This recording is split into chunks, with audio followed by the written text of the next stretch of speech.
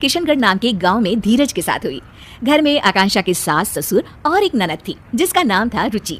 वैसे तो घर में सब मिलजुल कर ही रहते थे, पर रुचि का स्वभाव थोड़ा अलग था। वो किसी भी व्यक्ति की कमियों की खिल्ली उड़ाती थी। एक दिन आकांक्षा और धीरज बाहर घूमने जा रहे थे। आकांक्षा ने बहुत ही अच्छी सी साड़ी पहनी थी। अरे वाह बहू, तू तो इस साड़ी में बहुत सुंदर लग रही है। थैंक यू मम्मी जी। तभी रुचि वहां आ जाती है। रुचि आकांक्षा को देखती है तो उसे उसकी साड़ी बिल्कुल भी पसंद नहीं आती।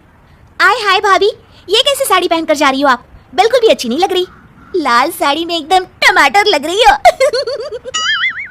आकांक्षा को रुचि की इस बात पर बहुत गुस्सा आता है। ए रुचि, तुम इस तरह से मेरी खिल्ली मत उड़ाओ, समझी? छोटी हो छोटी ही रहो। मैंने तो जो कहा सच ही कहा। जैसे कि ये जो झुमके पहने हैं ना, इतने भारी।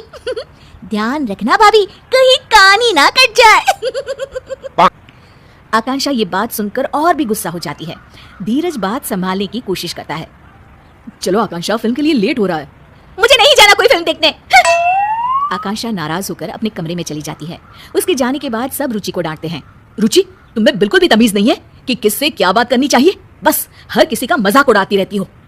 मैंने क्या कहा भैया? मुझे तो सच में भाभी के कपड़ों पर हंसी आई। फिल्म देखने से ज्यादा लग रहा था जैसे किसी शादी में जा रही थी। रुचि हंसते हंसते अपने कमरे में चली जाती है। रुचि की इस आदत ने सबको बहुत परेशान कर रखा था। उसे हर किसी का मजाक बनाने की अब तो आदत सी हो गई थी। एक दिन आकांक्षा और उसकी सास टीवी पर अपना मनपसंद कार्यक्रम देख रहे थे। तभी वहाँ रुचि आ जाती है। क्या आप दोनों बेकार की सास बहू की सीरियल्स देखती रहती हो? कुछ समझदारी वाले भी सीरियल्स देख लिया करो ना। हमारी मर्जी है, हम कुछ भी देखें, तुम्हें उससे क्या? भाभी सच क्यों नहीं कहती कि इन सीरियल्स के अलावा कुछ देखने का आप लोगों के पास दिमाग ही नहीं है? रुचि हंसने लग जाती है और इतना कहकर वो वहाँ से चली जाती है। रुचि भी ना कभी कभी तो हद ही करती है।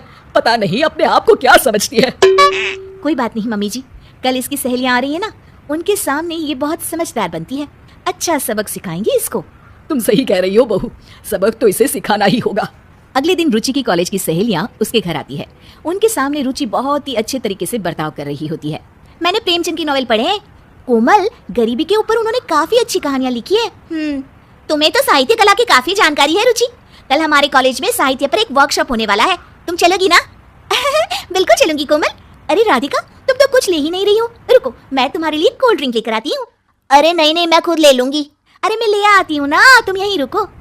रुचि को अपनी सहेलियों से इतने अच्छे से बातें करते देख आकांक्षा अपनी सास से कहती है, ये देखिए मम्मी जी, अपनी सहेलियों के साथ कितना अच्छा बर्ताव करती है। हाँ, बस अपने घर वालों को ही कुछ नहीं समझती। तभी आकांक्षा को एक तरकीब सूझती है। मुझे एक तरकीब सूझी है मम्मी जी, चलो इसको अभी सबक सिखाते हैं। अच्छा चल चल बहू। आकांक्षा सबके लिए नाश्ता लगा रही होती है और जानबूझकर हर चीज को मिला देती है। कोल्ड ड्रिंक को कप में डाल देती है। तभी वहाँ रुचि आती है और रुचि खाने का ऐसा इंतजाम देखकर गुस्सा हो जाती है। अरे भाभी, आप भी ना एकदम गवार की गवार हो। कोल्ड ड्रिंक कप पे कौन परोसता है? ओह, मैं अभी ठीक कर देती हूँ रुचि। और ये समोसे और चटनी एक साथ क्यों मिला दिया आपने? कितनी पढ़ाई की है आपने भाभी? रुचि की सहेलियां रुचि को ऐसे बातें करते देख दंग रह जाती है। अरे रुचि, ये क्या तरीका हुआ अपनी भाभी से बात करने का? रुचि अब आकांक्षा का मजाक उड़ाने लग जाती है। ये देखो, ये कोल्ड ड्रिंक चाय के कप में लेकर आई है। रुचि की सहेलियों को इस बात पर बिल्कुल हंसी नहीं आती।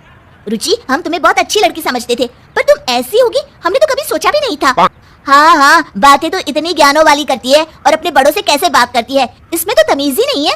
हम तो चले भाई, और आज से तुम हमारे ग्रुप में भी नहीं रहोगी। पहले लोगों से बात करने का ढंग सीख लो, फिर कुछ और सीखना। अरे आप लोग तो सीरियस हो गए, मैं तो मजाक ही कर रही थी। हर किसी का मजाक उड़ाना अच्छी बात नहीं है रुचि। रुचि के दोस्त बिना कुछ खाए पिए वहां से चले जाते हैं और रुचि को अपने बुरे बर्ताव का परिणाम आज भुगतना पड़ता है। आकांक्षा और उसकी सास एक दूसरे की तरफ देखकर मुस्कुराते हैं और खुश हो जाते हैं। उस घटना के बाद रुचि सबसे अच्छे से पेश आती थी और उसने सबका मजाक उड़ाना भी